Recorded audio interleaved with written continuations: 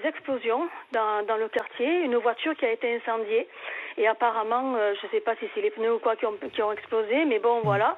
Et, ils ont l'habitude, quand ils font de mauvais coups, d'aller faire brûler dans le quartier d'à côté. Pour masquer ce qu'ils ont fait eux dans leur quartier ou des choses comme ça, enfin des échanges c'est je t'emmerde, tu m'emmerdes, excusez-moi du terme, c'est un peu ça, je te montre qui je suis, tu me montres qui tu es, moi je te montre encore plus qui je suis. Et il y a 3 semaines de ça, si vous vous souvenez bien, on a eu des coups de feu.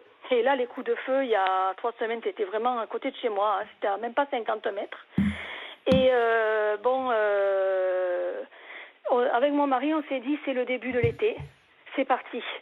Parce que quand c'est Pissevin qui vient, qui tire sur Val-de-Gour, à Val-de-Gour, c'est dans leur tête, c'est leur logique, il faut qu'ils répliquent après, et ainsi de suite, et c'est un engrenage. Et on se l'est dit avec mon mari, on s'est regardé, on a dit, ça c'est parti pour l'été. Vous n'avez pas envie de déménager ? Mais déménager, le problème c'est qu'on n'a pas les moyens. Oui. En ville, c'est pas donné. Je vous dirais que le loyer à Val-de-Gour, ça a doublé. Ça fait 23 ans que je suis là et ça a doublé.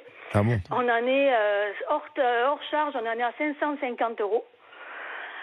Et pourtant, on n'habite pas un quartier, donc j'imagine même pas un centre-ville. Mais la situation s'est détériorée sur place ? Vous avez vu un changement ? Ah oui. Ah oui. Mais écoutez, moi j'ai vu la détérioration depuis l'histoire du Petit Fayette.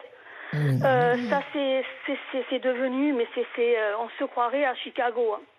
Ah oui. C'est non-stop. Moi, le centre de Val-de-Gour, je suis à Val-de-Gour, on n'y va même plus. Ma fille a sa meilleure amie qui habite là-bas. Depuis les tirs, moi j'ai dit, tu n'y vas plus. On savait qu'il y avait du deal. Elle allait chez sa copine, mais bon, à certaines heures, et puis j'allais la récupérer, ou sa grande sœur. Mais là, c'est fini. Et mon mari, mardi, quand il a eu la vidéo, parce que ça circulait, et un collègue à lui au travail lui a fait voir la vidéo, il a dit, regarde ce qui se passe à côté de chez toi. Et mon mari, ce jour-là, j'avais un rendez-vous médical pour ma fille qui est handicapée. Il m'a téléphoné, il m'a dit, tu ne sors pas. Il m'a dit, tu vas au rendez-vous, tu prends le bus, tu montes dans le bus, tu vas au rendez-vous, tu rentres. Il m'a dit, tu ne traînes pas dehors, tu rentres. Il est terrorisé pour nous.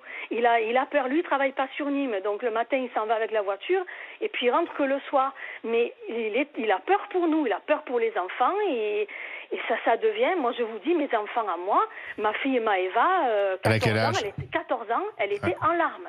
En larmes. Et Manon, que vous avez vu quand vous avez dédicacé les livres, qui a 10 ans, c'est pareil. Manon, c'est pareil, mais elle ne sort pas, on ne sort plus, et même les petits-enfants qui jouaient sur la terrasse jusqu'à maintenant, depuis l'histoire là de ce jeune qui s'est fait tuer, il n'y a plus un chat.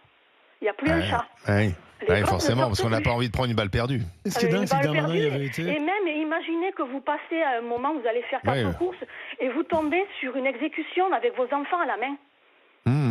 C'est une horreur, mais c'est horrible. Non, mais pour les habitants, c'est insupportable, effectivement. Et vous avez l'impression d'être un peu laissé livrer à vous-même. C'est-à-dire un peu prisonnier de votre quartier parce que vous ne pouvez pas déménager et en même temps, vous voyez la situation empirer. Charles ? Il y a des policiers sur place, on voit de la police présente. Oui, on les voit tourner. Il y a des CRS, des bus de CRS, il y a des policiers, ils tournent. C'est pas le souci, mais à l'heure où ils tournent plus, je sais pas. Ils doivent connaître, ils doivent repérer à quelle heure ils passent. De toute façon, ils ont des guetteurs, et ils font leur coup quand il n'y a pas de flics. C'est-à-dire que la ronde policière, ça change rien. Non, ça change strictement rien. Ça change rien. C'est ça qui est malheureux, c'est qu'ils n'ont pas peur. Ils n'ont pas peur. Et puis ils font ça en journée, maintenant. Avant, c'était le soir. De toute façon, on n'a pas peur quand on tue, on torture, on tue et on brûle un corps. On filme et on met ça sur les réseaux sociaux. C'est-à-dire que finalement, on a peur de rien quand on fait ça. C'est des scènes de guerre.